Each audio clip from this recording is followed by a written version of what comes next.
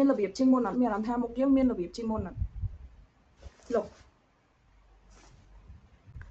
ហ្នឹងហើយនេះមុននឹងចេញទៅក្រៅមកលាបសង្គ្រាមទៀតហើយក៏ចង់និយាយតាក់ទងជាមួយនឹង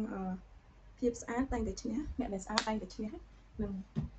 ដែលសន្លឹកមើលឃើញអញ្ចឹងអត់ពេលដែរអ្នកស្អាតគាត់ទៅណាត្រូវបានគេទទួលរាក់ទាក់មុនហើយអ្នកដែលមើលទៅអត់សូវចេះរៀបចំខ្លួនហើយដើរចេញទៅក្រៅ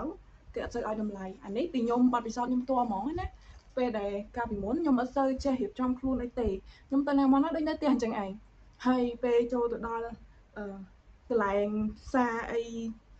ធំដុំដែរអញ្ចឹងណាយើងចូលទៅគេដូចអត់សូវរាក់ទាក់យើងមិនទេហ្នឹងហើយទាំងដែលខ្ញុំចូលទៅទិញឲ្យលុយគេទេប៉ុន្តែគេបង្ហាញអាកប្បកិរិយាមួយថាគេអត់សូវស្វាគមន៍យើងអញ្ចឹងណាហ្នឹងហើយអញ្ចឹងតាំងពីនោះមកខ្ញុំមេរៀនបានបង្ហាញខ្ញុំថាយើងត្រូវតែរៀបចំខ្លួនឲ្យស្អាតមុនចេញទៅក្រៅទី1យើងផ្ដល់ភាពជឿជាក់លើខ្លួនឯងគ្នាយ៉ាលាប sunscreen ចឹងមកការពារកន្លែងថ្ងៃកុំឲ្យមុខយើងហ្នឹងឡើងជាប់ឡើងហើយក៏ដោយលាបឲ្យបានពីម្រាមដៃទៅនឹងលាបឲ្យចូលស្បែកមុខឲ្យអស់ចឹងទៅស្បែកមុខយើងអត់ perfect ទេយ៉ាវាមានស្នាមអីតិចតួចសិនជាថតពេលយប់ឃើញស្បែកមុខយើងមិនស្អាតបើសិនជាយើងប្រើភ្លើងប្រើអីផ្សេងទៀតខ្ញុំចង់ប្រាប់អ្នកគ្នាថាគួរតែចេះរៀបចំខ្លួនឲ្យបានស្អាតជាងមុនពេលចេញទៅក្រៅ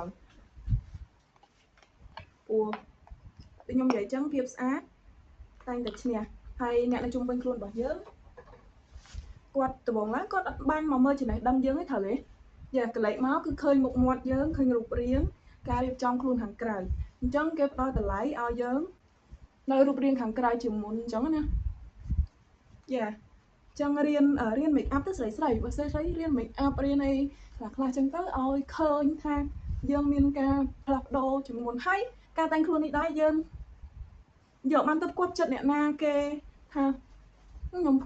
តែងខ្លួនចឹងដើម្បីតាក់ទាញអ្នកនេះអ្នកនោះអីអត់ទេអ្នកគ្នាអត់ទេអត់គិតអញ្ចឹងទេព្រោះការដែលយើងតែងខ្លួននេះគឺយើងធ្វើឲ្យខ្លួនឯងស្អាតមានភាពជឿជាក់យ៉ាទៅណាមកណាគេអត់លុកដោនយើងអញ្ចឹងណាហ្នឹងហើយមនុស្សជាច្រើនលុកដោនទៅលើយើងនៅពេលដែលយើងអត់សូវចេះតែងខ្លួនអត់សូវចេះរៀបចំខ្លួនហើយសួរថារៀបចំខ្លួនហ្នឹង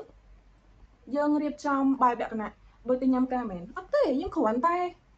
លាប sunscreen ចឹងមកហើយយើងលាបម្សៅតំណពីលើបន្តិចបន្តួចចឹងមក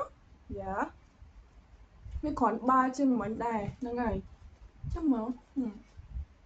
វាលុបផ្លាស់ប្ដូរតិចតួចទេវាអត់ច្រើនទេហ្នឹងហើយចឹងដាក់តិចលើថ្ពាល់មកឲ្យឃើញមានស្រមោលចឹងមកយ៉ាក៏មានការស្អាតជាងមុនតិចដែរតែខ្ញុំអត់សូវច្រើនទេខ្ញុំនៅធម្មតាហើយចេញទៅក្រៅតិចតួចអញ្ចឹងខ្ញុំលាបតែប៉ុណ្្នេះគឺអូខេខ្ញុំអត់ដាក់ mascara ឬក៏ eyeshadow អីទេខ្ញុំសុំតែប៉ុណ្្នេះបានហើយ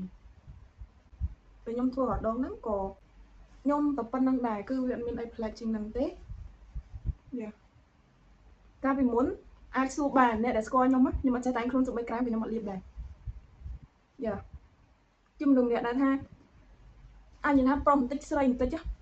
អត់តែងខ្លួនក៏បានតែងខ្លួនក៏បានធម្មតាហើយបន្តមកទៀតថែមក្រែមបន្តិចមកអានេះក្រែមទាំងអស់នេះ